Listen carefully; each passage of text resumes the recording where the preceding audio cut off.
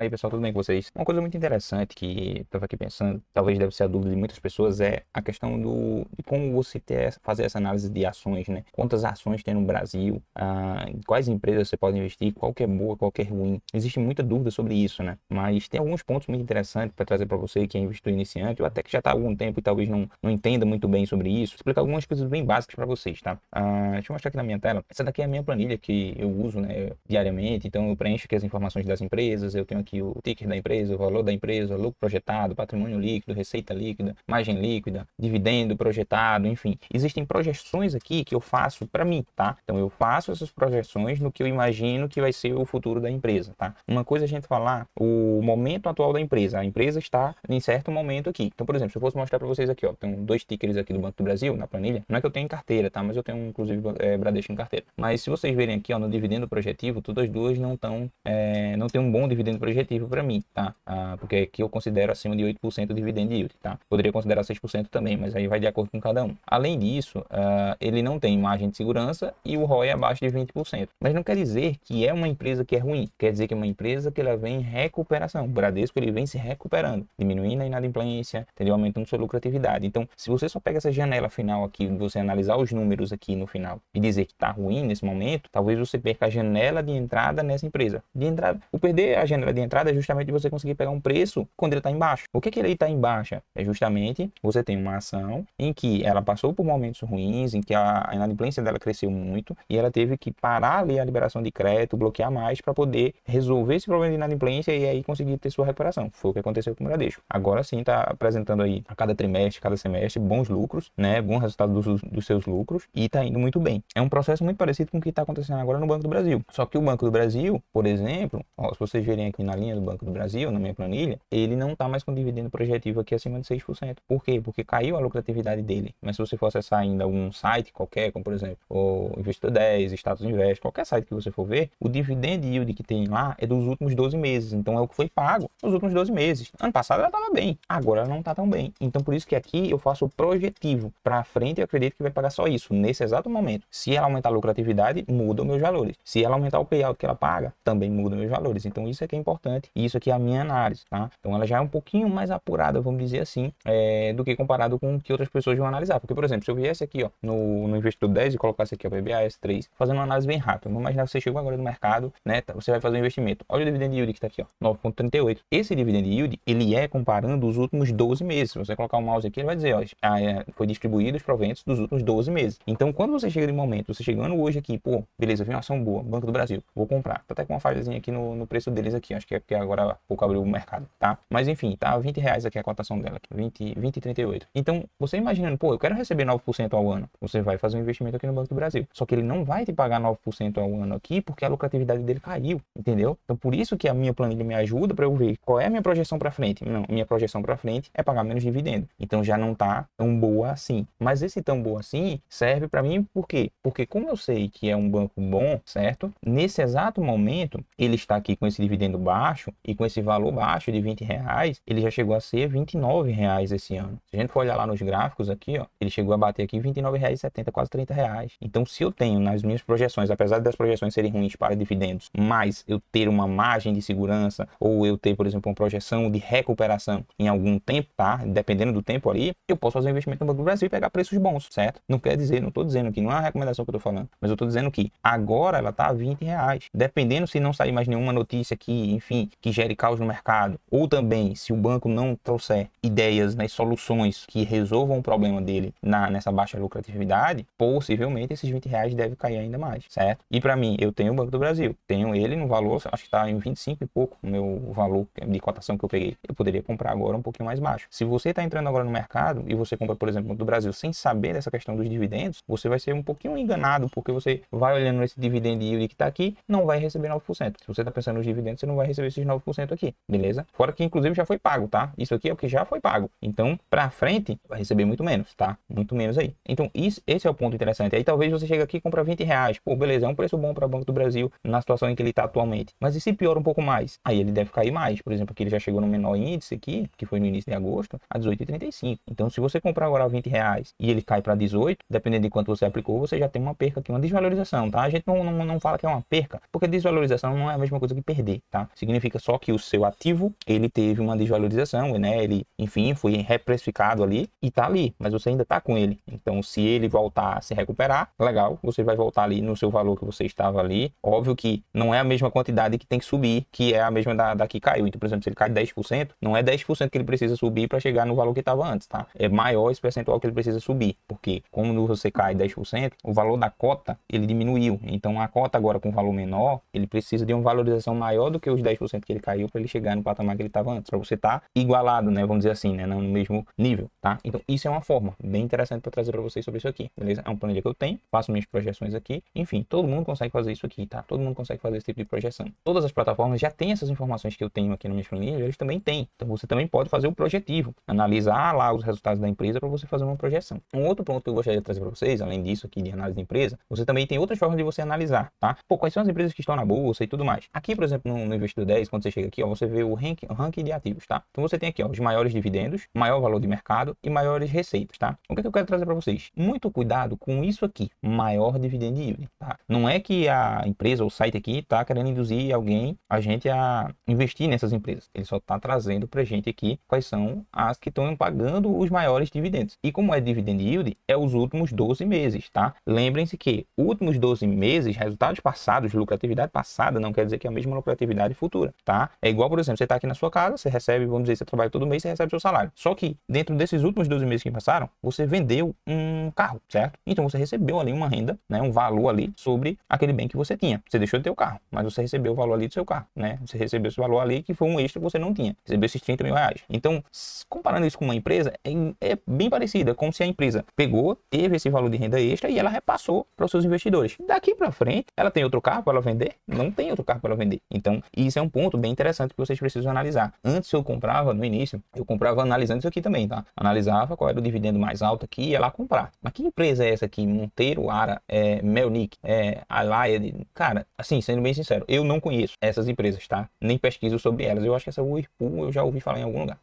Mas eu não conheço nenhuma dessas empresas aqui. Mas, obviamente, talvez para a galera que tá lá na região que tem essa empresa ou que tem essa marca, a pessoa deve conhecer a empresa. Mas aí você precisaria estudar sobre essa empresa para saber se essas lucratividades que eles estão apresentando, né, é algo que é constante, né? Enfim, que esse dividendo que eles vão pagar é algo que é constante, tá na projeção da empresa. Eles querem estar pagando dividendos ali. Tem empresa que não quer estar pagando dividendo, que ela quer pegar a parte só da lucratividade e reinvestir na própria empresa. Beleza. Aqui a gente tem também um ranking de maior valor do mercado. Então você vê Petrobras, né, o que tem maior valor do mercado, Itaú chegando muito próximo aqui já da Petrobras, Vale, BTG Pactual crescendo cada vez mais, Ambev, enfim, várias empresas vão estar aqui nesse ranking aqui. E o que significa o valor do mercado? É justamente o valor que essas empresas estão precificadas ali. Então, normalmente, se você precisasse talvez comprar a Petrobras, você teria que desembolsar nada, mais de 400 bilhões aqui para você comprar a empresa, tá? Esse é o valor de mercado que está sendo precificada pelos, né, os sócios ali, enfim, né, que fazem parte da empresa. E aqui você tem a maior de receitas, né? Quais são as que têm maior receita? Então, você tem a Petrobras tendo aqui 493 bilhões, quase 500 bilhões, o Itaú, né, tendo 369 bilhões, Banco do Brasil tendo 289 bilhões de receita, Raizen 251 bilhões, Bradesco. Então, isso também aqui é interessante. E eu quero já mostrar para vocês no índice Ibovespa, tá? Aí, muita gente nem sabe disso, mas isso é interessante dizer para vocês. Para quem não sabe,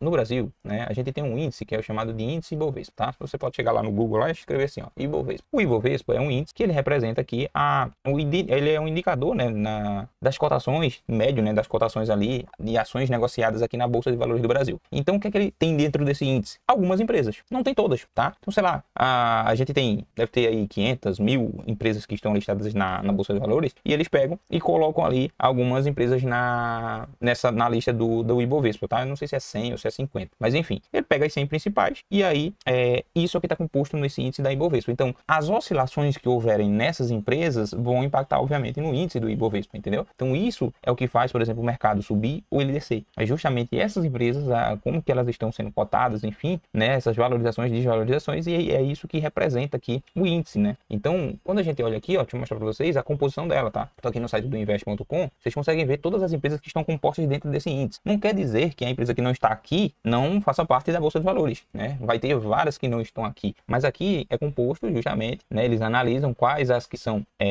principais empresas, né? Quais são as principais ações aqui que é importante estar aqui nesse índice de Ibovespa para poder representar aqui esse índice da Bolsa de Valores do Brasil. Então você tem Banco do Brasil, Raizen, Magazine Luiza, Bradesco, Cogna, Minerva, Açaí, Itaúsa, Raia Drogasil, Pão de Açúcar, B3, a B3 que é a própria Bolsa de Valores, Rumo, Loja Renner, Petrobras, Vamos, temos Itaú, Copel, enfim, várias empresas aqui que estão dentro desse índice aqui, beleza? Então, eu vou até mostrar para vocês uma coisa bem legal que dá para ver aqui nessa plataforma, que você pode ver aqui o volume de negociação, tá? Então, agora, nesse exato momento, nessa hora aqui, às 10h32, né, a última informação que chegou aqui, qual que era aqui, como é que chama? Qual que era o volume, tá? Então, você vê qual é a empresa que está sendo mais negociada aqui do índice Ibovespa. Você tem o Banco do Brasil, mais de 10,5 milhões de negociações, tá? Isso até esse horário aqui, no dia. Então, você tem o Banco do Brasil, por isso que o Banco do Brasil, qualquer informação que sai sobre ele, tem um grande impacto, principalmente ali com o capital estrangeiro, né? E afeta muito aqui. Por quê? Porque o Banco do Brasil aqui está tendo muito volume, tem muita gente, empresa de fora, né? De economistas, de analistas que estão fazendo esse tipo de investimento aqui. E isso faz a diferença aqui. Então você vê, ó, mais de 10 milhões de volume, é o maior volume que está sendo negociado aqui, é o Banco do Brasil. Depois do Banco do Brasil, tu tem Raizen com 3 milhões, é quase 3 vezes menos.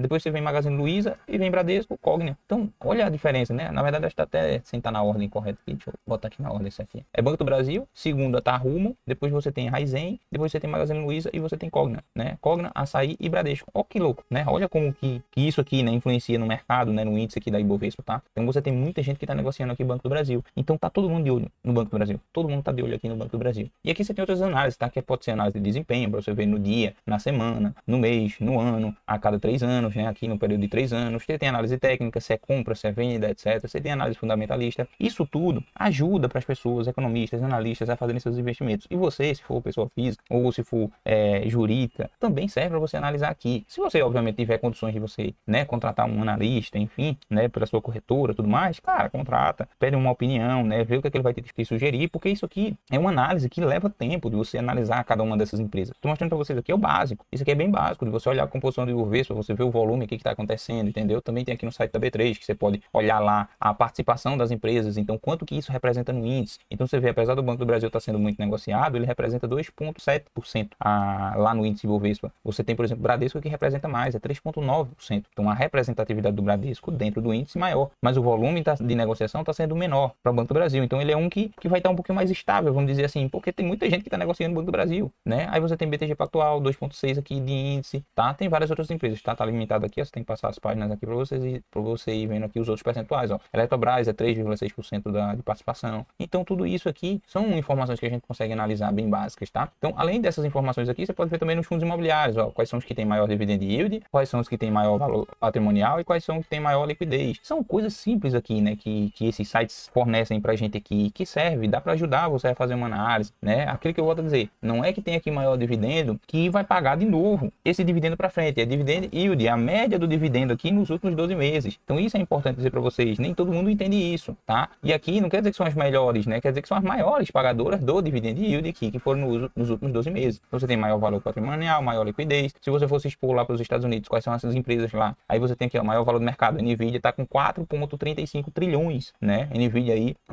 muito à frente de todas as empresas aí, cresceu muito até com essa questão de IA, né? Você vê Microsoft está logo ali na cola com 3,77 trilhões, né? E ainda bem longe praticamente. A Apple ali com 3,39 trilhões, a Google ali chega nos seus 2,5 trilhões.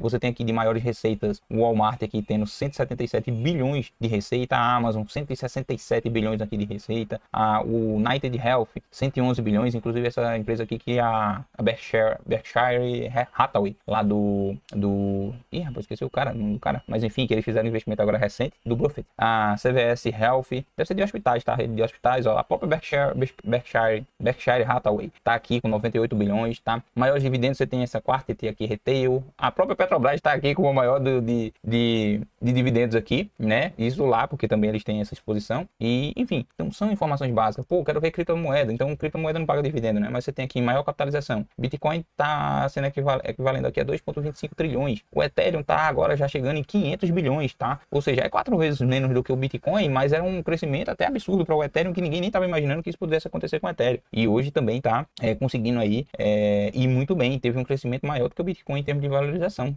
o Ethereum, né? Aqui são as mais negociadas, às vezes é aquela conversão, né, de dólar para real, tudo mais. Então, enfim, são informações básicas, tá? Aqui tem a lista de FIIs mais buscados, então você pode olhar quais são que a galera tá procurando mais, KNCR11. Mais uma vez eu digo, não é que é o melhor investimento, isso não quer dizer que é o melhor investimento, quer dizer que a galera tá procurando isso, então nas notícias está saindo muito sobre essa empresa. Beleza, pega a empresa, vai analisar lá as informações, você clica aqui na empresa, você vai na parte lá de empresa aqui, ó, você tem as informações da empresa para você ver aqui aqui os detalhes, aqui você vai ter os comunicados, que isso aqui é a parte importante para você saber, pô, teve um fato relevante, vamos ver o que foi o fato relevante, né? A empresa aqui com sede, da Quineia foi aprovada a 12ª emissão de cotas. Então, eles fizeram aqui uma aprovação para a emissão de novas cotas. Para que serve a emissão de novas cotas quando a gente fala de fundos imobiliários? É para que eles possam adquirir novos empreendimentos, tá? Se isso aqui é de papel, eu esqueci de olhar qual é o tipo dele aqui, deixa eu ver, ele é fundo de papel. Então, ele tem que emitir novos certificados de recebíveis ali, que são os CRIs, CRAs. Eles têm que fazer essa emissão ali de CRIs e CRAs para poder o quê? Né? Adquirir esses papéis ali que vão ter mais rentabilidade ali para o fundo e, consequentemente, vocês vão ter aí mais dividendos, né, sendo recebidos aí. Então, a emissão de cotas é fundamental para os fundos imobiliários aqui. Quando, por exemplo, a gente fala de um fundo logístico, eles vão adquirir um galpão novo, entendeu? Ou vão construir um novo galpão, né? Ou vão fazer uma expansão, ou pegar uma percentual maior em um shopping, tá? Tem empresas que têm 10% de uma parte de um shopping. E, então, assim, eles querem aumentar esse percentual. E aí, quando aumenta esse percentual, obviamente, recebe mais dividendos. Então, tudo faz parte aqui do crescimento das empresas na questão dos fundos imobiliários, né? E as ações têm o próprio crescimento das empresas, né? Enfim, de receita deles, né? De evolução mesmo, de crescimento de mercado, para buscar mais mercado, buscar mais vendas e tudo mais. Então, cara, é coisas que eu diria que são simples de você analisar, pelo menos o básico, mas você pode entrar em detalhes aqui que vai exigindo muito mais estudo seu, vai exigindo muito mais informação como essa. Então, e aí o que é que eu gosto de dizer? Se você não tem tanta renda, tá? Você tem que focar no básico, que é organizar suas finanças, né? Guardar mais dinheiro, montar sua reserva de emergência, entendeu? Vai fazendo os investimentos básicos aqui, investindo só em empresa que é boa, perene, tá? Você vê que as empresas que estão aqui no mercado há quantos anos não tem Petrobras, Itaú, Vale, entendeu? Banco do Brasil, são várias empresas aqui que muito tempo em mercado. Então dá para você fazer alguns investimentos pequenos aqui nessas empresas e aí você vai entendendo como funciona, como é que funciona isso aqui tudo, do que tá se expondo demais em risco, tá? Por não, cara, para mim ainda é complexo as ações. Então vai lá para renda fixa, vai pro Tesouro Direto, faz um investimento que é conservador. Isso aqui você não perde, entendeu? Fez seu investimento, você não vai perder ali não, tá? Lembrando que você tem que tirar no momento que foi combinado, porque senão você vai receber menos ali, vai ter a desvalorização do seu ativo, dependendo do título que você comprar, beleza? Então, renda fixa, quando a gente fala, os CDBs, por exemplo, do Nubank, do Inter, desses bancos digitais, você tem já ali seu dinheiro em conta, já rendendo, né? Coisa que, por exemplo, no banco tradicional, normalmente eles não fazem isso. Pode ser que agora, né, os aplicativos já estão evoluindo, enfim, eles já estão colocando formatos lá para você poder fazer seu investimento, você aplicar seu dinheiro que está em conta corrente, já para fazer alguns investimentos rápidos, né? Mas enfim, aqui realmente é só um overview para mostrar para vocês sobre isso, de algumas análises aqui de ações que podem ser feitas, e aí como eu faço, né, que eu faço projetivo. Então, o meu negócio é pensando para frente. Então, meus investimentos são pensando dessa forma. Não quer dizer que a forma que eu penso aqui é a forma mais correta. Quer dizer que é uma forma de pensar. Eu poderia só, por exemplo, analisar a empresa. Não, a empresa é muito boa. Eu sei que eles trabalham há muitos anos. Enfim, poderia ser uma forma. Eu poderia também chegar lá e só dizer, não, eu tô olhando só os dividendos aqui que eles pagam, né? O que eles pagaram. Também pode ser uma forma, entendeu? Eu tô só analisando a perspectiva de futuro que o CEO tá dizendo para a empresa, né? Então, todo o pessoal administrativo da empresa tá dizendo que para frente eles vão liberar mais dividendos. Também posso pensar nisso. Eles vão ter mais rentabilidade, eles vão crescer a empresa deles. Então também é uma forma de pensar. Então tem várias formas aqui de você analisar sobre as ações e tudo mais. Eu diria que o momento de investir em ações aqui, em fundos imobiliários, é justamente quando você montou o básico. Montou o básico, tá todo organizado, suas finanças, tudo certinho, né? Você sabe o que, é que você vai gastar no mês, você sabe quanto é que vale sobrar, você sabe que você está montando sua reserva de emergência e tudo mais. Aí você já pode ir começando a aplicar um pouquinho ali para você ir entendendo como é que funcionam as coisas aqui. E aí, eu diria, começa pelas empresas mais tranquilas, perenes de mercado aqui para você fazer um investimento e vai acompanhando, tá? Não acompanha todo dia não, vê daqui com 15, com 30 dias, tá? Acompanhar todo dia para quem é aqui, igual a gente precisa aqui trazer informações para vocês, tá? Eu tô acompanhando todo dia para trazer notícia para vocês, não é para estar mexendo na minha carteira a todo momento não, sabe? Porque as empresas que eu tô investindo são empresas de alta qualidade, então não me preocupa, por exemplo, se fulaninho falou um negócio, respingou na empresa, entendeu? Isso não é uma coisa que me preocupa, tá? Isso não me preocupa, porque é um investimento que eu tô fazendo já sabendo que é lá na frente que eu vou ter o retorno esperado aqui nessa empresa, tá? Claro, uma fala aqui, num curtíssimo prazo, que é, sei lá, em um dia, 2 dias, numa semana, vai respingar em alguma coisa, mas não quer dizer que vai durar muito tempo, entendeu? Então é isso, eu não penso para hoje ou para amanhã, né? Penso pro futuro, né? Pro futuro que tá sendo montado. Então esse é o planejamento que eu tenho, tá? Mas cada um pode ter sua forma de pensar aí, beleza? Bom, o vídeo era esse, eu espero que vocês tenham gostado aqui, tá? Se inscrevam no canal, batam no sininho para receber as notificações de vídeos novos aqui no nosso canal, e é isso, até a próxima.